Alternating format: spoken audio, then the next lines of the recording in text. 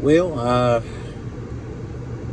this is the second YouTube video I'm doing today, I guess. But I was by the Patrick Godsey Library just a little bit ago, and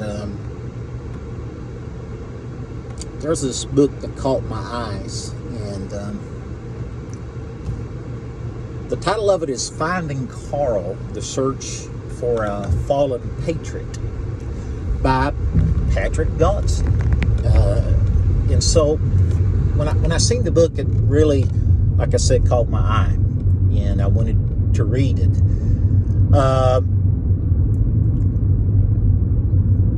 Patrick Godsey, his dad was in the Marines, in the Army, and so he talked about a man by the name of Carl that grew up where he grew up, and that fought in the Army. And so Patrick Godsey set out to find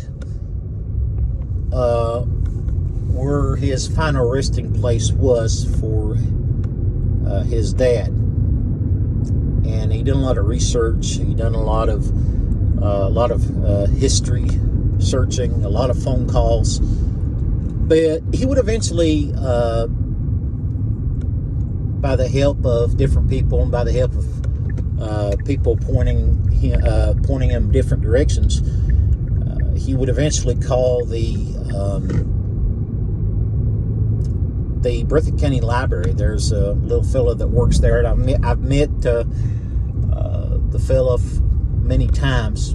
I met him, and he's a very, very strong in genealogy, and so he was pointed. Patrick Godsey was pointed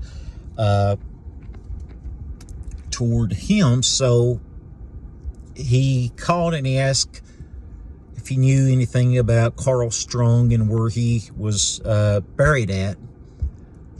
And he was able to give him some more information and point him in different directions. But he finally found his final resting place was in a place called the Hen Strong Cemetery in Beuland, Kentucky. In Beuland, Kentucky, that's near Hazard, Kentucky, in Perry County, Kentucky. And so he called some people around, and they finally located his grave. Carl Strong fought, and he was one of the first that went in the Battle of Iwo Jima in D-Day. He was the first to serve there, and he won several medals according to the book. He won Purple Hearts, like several Purple Hearts, Presidential Freedom Award. So he was a very awarded person. So, it's amazing that, and I think thankful that Patrick Godsey wrote that book about Carl and found his dad's friend, where his final resting place was. We have heroes all across the mountains of Eastern Kentucky, Southwest Virginia, and West Virginia. We have heroes all across the Appalachian Mountains. And let me say, I'm hoping to, and this got my interest up, in the next couple of months to talk about some of our local heroes that served in the wars, and to tell their stories and to get their stories out there during the month of September and throughout the year now, between now and Veterans Day in September, or November, Veterans Day in November, that is. I just want to get some of the stories out there. Oftentimes family history was passed on orally to us, and I remember my Aunt Boots told me many times, Aunt Boo Boo we called her, but Beulah Ashley. She talked to me many times. That's my mom's sister. But she talked to me many times. She said, I wished I would have wrote a lot of the stories down that my grandparents told me, and great-grandparents. I wish I would have wrote a lot of the stories down so that way I could have remembered them. And I remember her telling me that she wished she would have wrote a lot of things down. Nowadays, you got work, you got doctor's appointments, you got you have to help take care of family members. I know, babysitting. I mean, you name it. There's all kinds of stuff out there to do, and we're all the time on the go, and we forget sometimes to share the stories, to share the simple part of life, and to share the stories. My dad, you get him sitting down and he's going to talk. He's going to tell stories about when he was growing up. He's going to tell stories about when he was a little child and about growing up. And he's got some pretty good tales out there, that he could tell. I thank God.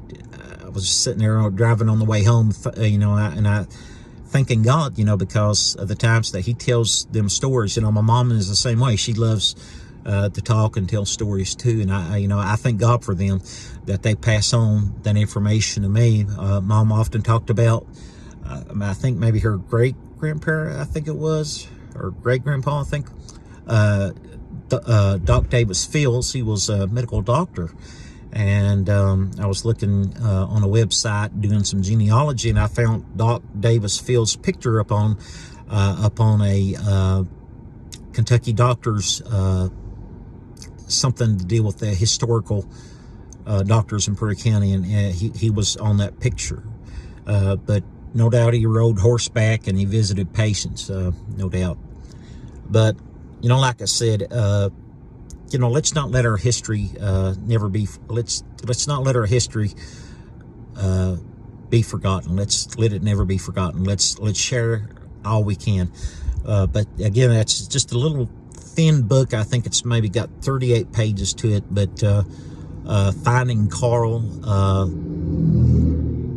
the story of a fallen patriot, and by Patrick Godsey. Just a little thin book. I don't know if you may be able to find copies of it somewhere, but it's just a little thin book, 38 pages, not very large at all, but very thin. But he also writes in there something I found interesting. Is he had a few run-ins with the Marines, and I think on one occasion he came back to visit his mother.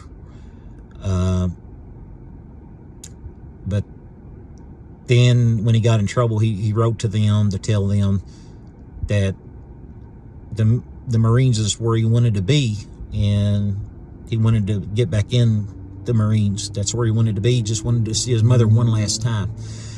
And that kind of got me to thinking, there's no doubt in my mind he probably knew that he would end up dying serving our country. He probably knew that in his heart, that he would end up losing his life in service for our country, and he just wanted to see his mother one last time. There's no doubt in my mind.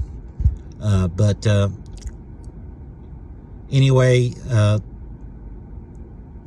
Patrick Godsey comes back here, and he gets a hold of several different people, and they get together a military service, and they had him a military service.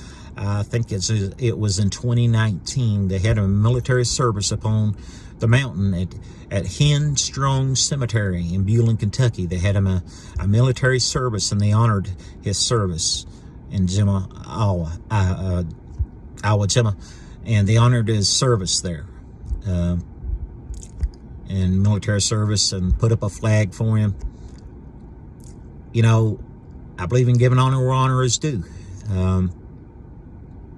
So thank you for your service, Carl Strong. Thank you for your service, and thank you for that story, Patrick Godsey. Thank you for that story, and thank you for that little book.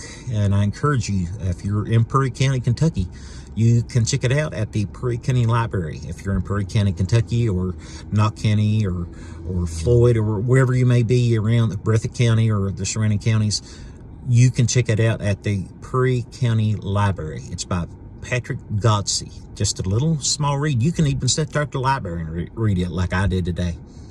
Anyway, let's go to the Gingerbread Festival. Gingerbread Festival time. Yep. God bless.